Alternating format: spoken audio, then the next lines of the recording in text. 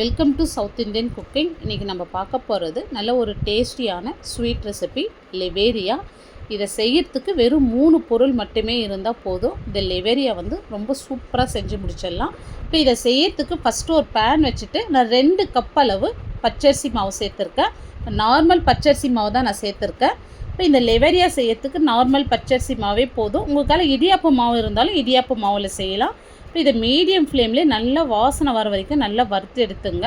மாவு கலர் மாறக்கூடாது, நல்லா வாசனை வர வரைக்கும் வறுத்து எடுத்துங்க. பாருங்கள், மாவு நல்லா வாசனை வருது. இப்போ நம்ம வேற ஒரு பாத்திரத்தில் மாற்றிடுங்க. மாவு வறுத்துட்டு அதிலே விடாதீங்க. இப்போ இந்த மாவுக்கு தேவையான அளவு உப்பு சேர்த்துடலாம். இப்போ கரண்டி வச்சு மிக்ஸ் பண்ணி விடுங்க, ஏன்னா மாவு ரொம்ப சூடாக இருக்குது. இந்த மாதிரி மிக்ஸ் பண்ணிட்டு பிறகு இப்போ தேவையான அளவு நெய் சேர்த்துங்க. நான் ஒரு 2 ஸ்பூன் நெய் சேர்த்துக்கிறேன். நீங்கள் நெய்க்கு பதில் எண்ணெய் கூட சேர்த்துக்கலாம். இப்போ நல்லா கொதிக்கிற தண்ணியை கொஞ்சம் கொஞ்சமாக சேர்த்து நம்ம கலந்து விட்டுக்கலாம். எடுத்ததும் நிறைய சேர்த்துறாதீங்க, கொஞ்சம் கொஞ்சமாக சேர்த்து இந்த மாதிரி நல்லா கலந்து விடுங்க. இப்போ நம்ம 2 கப் மாவுக்கு அதே கப்பில் 3 கப்பு தண்ணி நல்லா கொதிக்க வச்சு இந்த மாதிரி சேர்த்துங்க. இப்போ இது நார்மல் பச்சரிசி மாவு. இப்போ ஒரு மாவுக்கு ஒரு விதமாக தண்ணி இழுக்கும். இப்போ உங்களுக்கு எக்ஸ்ட்ரா தேவைப்பட்டால் நல்லா சூடான தண்ணியை சேர்த்துங்க. பாருங்கள், இந்த மாதிரி நல்லா கலந்து விட்டுட்டு இப்போ இந்த மாதிரி அழுத்தி விட்டு ஒரு 10 நிமிஷத்துக்கு அப்படியே மூடி போட்டு விடுங்க. இப்போ இந்த மாதிரி மூடி வைக்க சொல்ல மாவு நல்லா வெந்து வரும். மாவு நல்லா சாஃப்டாகவும் இருக்கும். பாருங்கள், நல்லா கை பொறுக்கிற சூடு வந்ததும் இந்த மாதிரி கொஞ்சமாக கையில் எண்ணெய் அப்ளை பண்ணிக்கிட்டு இந்த மாதிரி பிசைந்து விட்டுங்க. இப்போ இந்த இடத்துல தண்ணி தேவைப்பட்டால் சூடான தண்ணி கொஞ்சமாக சேர்த்து இந்த மாதிரி பிசைந்து விட்டுங்க. இப்போ எனக்கு 3 கப் தண்ணி கரெக்டாக இருக்குது. இப்போ மாவு பாருங்கள் நல்லா சாஃப்டாக பிசைந்துட்டோம். இப்போ மேலே காஞ்சு போகாது இருக்கிறதுக்கு கொஞ்சமாக இந்த மாதிரி எண்ணெய் அப்ளை பண்ணிவிடுங்க. ஒரு ஈர கிளாத் எடுத்து மாவு க்ளோஸ் பண்ணி வச்சுங்க. இப்போ நம்ம பூரணம் ரெடி பண்ணிடலாம். இப்போ ஒரு பேன் வச்சுட்டு நான் 2 கப் அளவு துருவன தேங்காய் சேர்த்துக்கிறேன். இப்போ எந்த கப்பில் அரிசி மாவு ஏற்றுமோ அதே கப்பில் தான் எல்லா அளவும் எடுத்துக்கணும். இப்போ 2 கப் துருவன தேங்காய்க்கு 1 கப் அளவு நாட்டு சர்க்கரை எடுத்துருக்கேன். 1 கப்பு சுகர் கரெக்டாக இருக்கும். உங்களுக்கு கொஞ்சம் கம்மியாக வேணும்னா கொஞ்சமாக ஒரு 2 ஸ்பூன் அளவு கூட நீங்கள் கம்மி பண்ணிங்க. இப்போ 1/2 ஸ்பூன் ஏலக்காய் தூள், ஒரு பிஞ்சு உப்பு சேர்த்துங்க. இப்போ இந்த சால்ட்டு சேர்க்கறதுனால ஸ்வீட் நல்லா என்ஹான்ஸ் பண்ணும்.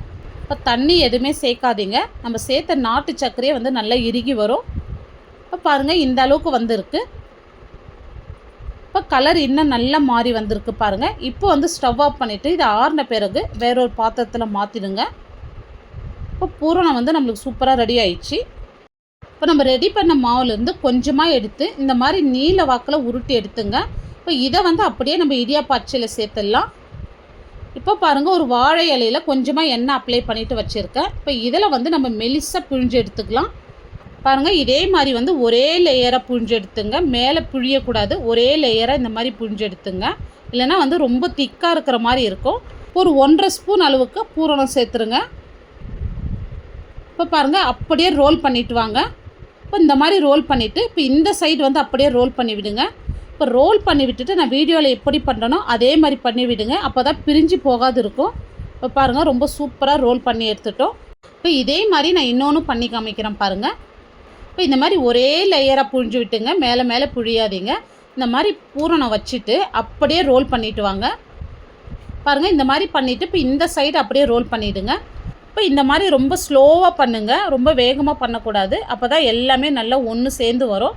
இப்போ இதே மாதிரி நம்ம எல்லாமே பண்ணி எடுத்துக்கலாம். இப்போ நான் ஸ்டீமரில் கொஞ்சமாக தண்ணி வச்சுட்டு இப்போ நம்ம ரெடி பண்ணதை சேர்த்துருக்கேன். இது ஒரு 4லேருந்து 5 நிமிஷம் வெந்தால் போதும். இப்போ சீக்கிரமாக வெந்துடுங்க இது. இப்போ நம்ம இது நல்லா ஆறின பிறகு எடுத்துடலாம். இப்போ பார்க்க சொல்லவே எவ்வளோ சூப்பராக இருக்குது பாருங்கள். சாப்பிட்றதுக்கு ரொம்ப டேஸ்ட்டாக இருக்கும். இப்போ இது 2 சாப்பிட்டாவே வயிறு நல்ல ஃபில்லிங்காக இருக்கும். டேஸ்ட்டும் ரொம்ப சூப்பராக இருக்குங்க. இப்போ நல்லா ஹெல்த்தியான பொருள் சேர்த்து செஞ்சுருக்கோம். இதை கண்டிப்பாக செஞ்சு கொடுங்க, வீட்டில் எல்லோரும் விரும்பி சாப்பிடுவாங்க. இந்த வீடியோ உங்களுக்கு பிடிச்சிருந்தால் கண்டிப்பாக நீங்கள் செஞ்சு பாருங்கள். லைக் பண்ணுங்கள், ஷேர் பண்ணுங்கள். நம்ம சேனலை ஃபஸ்ட் டைம் பார்க்குறீங்கன்னா சப்ஸ்கிரைப் பண்ணிவிட்டு அப்படியே ஆளுன்ற ஆப்ஷனையும் கிளிக் பண்ணிவிடுங்க. அப்போ தான் நான் போடுற வீடியோ உங்களுக்கு உடனுக்குடனே நோட்டிஃபிகேஷனாக வரும். தேங்க்ஸ் ஃபார் வாட்சிங்.